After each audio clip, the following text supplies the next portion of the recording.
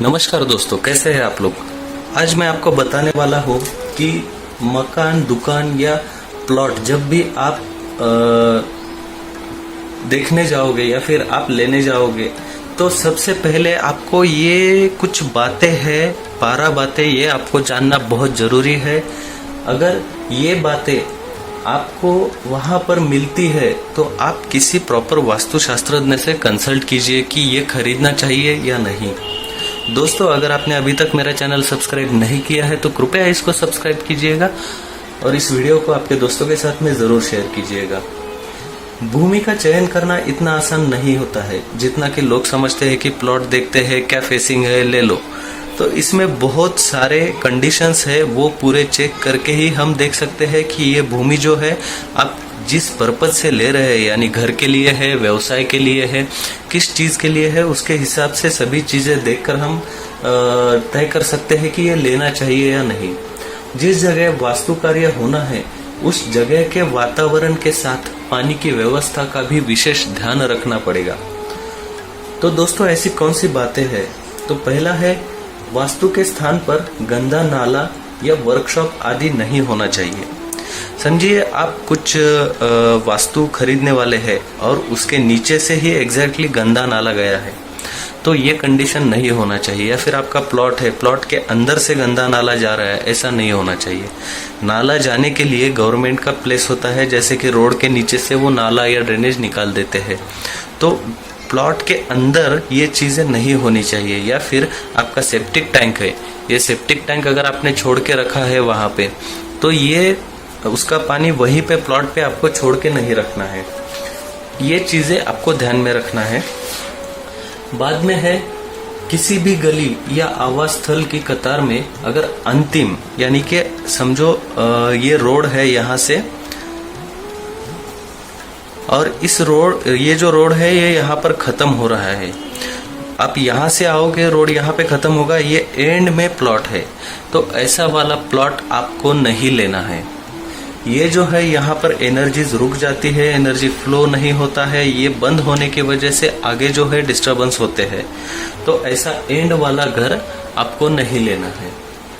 3 कोनों से युक्त तिकोनी भूमि कभी भी नहीं खरीदनी चाहिए। एक तरफ जो है अधिक चौड़ा, एक तरफ कम चौड़ा, ऐसा अगर प्लॉट है तो ये प्लॉट भी नहीं लेना चाहिए। यानी कि या तो ट्रायंगल शेप का कोई प्लॉट आपको मिल रहा है, समझिए बहुत बार ऐसा होता है कि या तो ऐसे प्लॉट आते हैं, थोड़ा ऐसा होता है, और फिर ऐसे होते हैं, क्रॉस में आते हैं, डायरेक्शंस पूरे क्रॉस हो जाते हैं। या फिर ऐसा भी होता है कि जिसको हम गोमुखी या व्याघ्रमुखी बोलते हैं, वो सामने से लंबा या फिर ये सामने से इधर से चौड़ा, पीछे से लंबा। ये जो प्लॉट्स होते हैं, ये प्लॉट लेने से पहले अभी व्याघ्रमुखी और गोमुखी ये किस चीज के लिए लेना चाहिए, इसके भी पर्पज है। वो अगर उस पर्पज के लिए लेते हैं तो आपको उस वास्तु के बहुत अच्छे रिजल्ट्स मिलेंगे।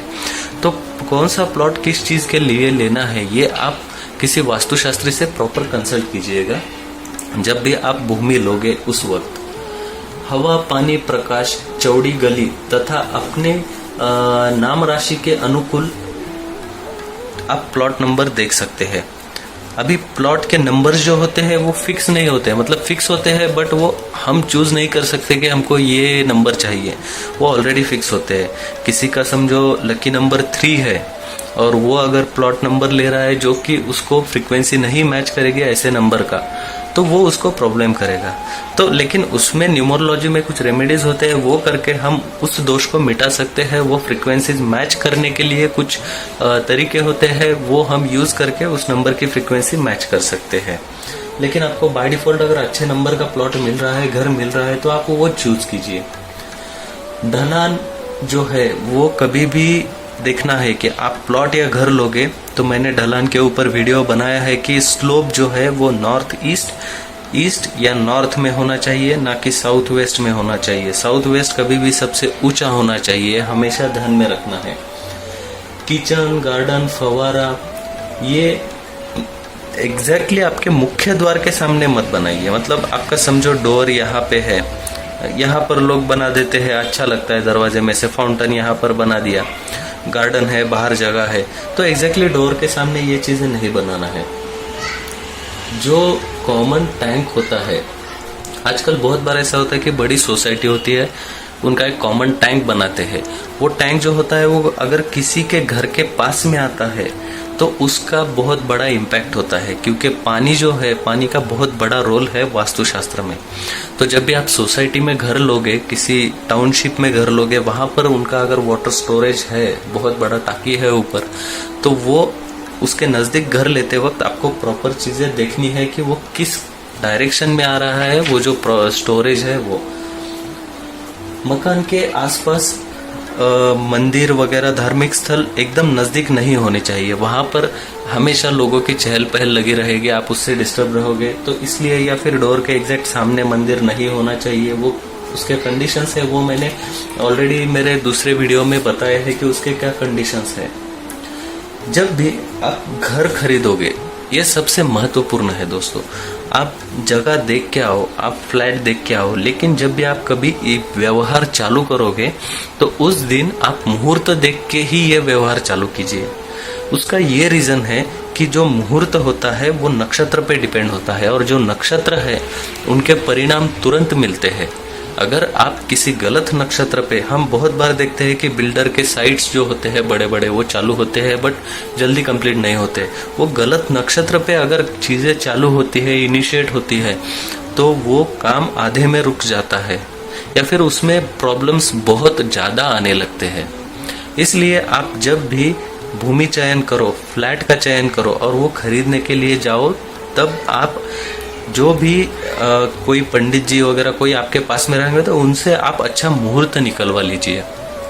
वो आपको बताएंगे कि ये दिन, इस महीने में ये दिन अच्छा है, तो उस दिन पर आप ये डील कीजिए, क्योंकि ये जो है ये हमें लाइफ टाइम एनर्जी देने वाली चीज है। इसलिए घर जो है, घर में आप अगर कुछ रेमेडीज भी करते हो, बहुत बार ऐसा होता है दोस्तों कि कंसल्टेशन के लिए लोग पूछते हैं, जो भी नॉमिनल चार्जेस है हम बताते हैं, लेकिन लोग उस चार्जेस को कहते हैं कि नहीं नहीं अभी नहीं, बाद में देखते हैं। बट दोस्तों मेरा कहना यह है कि ये आपको लाइफ टाइम एनर्जी देने वाली चीज है। आपके वास्तु में कुछ दोष है, माइनर है, मेजर है, कुछ भी है, वो जो है आपके सीधा बच्चों के ऊपर ज्यादा इम्पैक्ट करेगा, क्योंकि आप वहां पे तो बचपन से नहीं रहे हो। अगर रहे हो तो वो आपके ऊपर इम्पैक्ट कर रहा है, लेकिन आपके बच्चों के ऊपर अगर इम्पैक्ट करेगा तो उनके प्रोग्रेस में प्रॉब्लम्स आएंगे, या फिर जो भी चीजें हैं, उनका एजुकेशन, ये वो उन सभी चीजों से रिलेटेड होता है।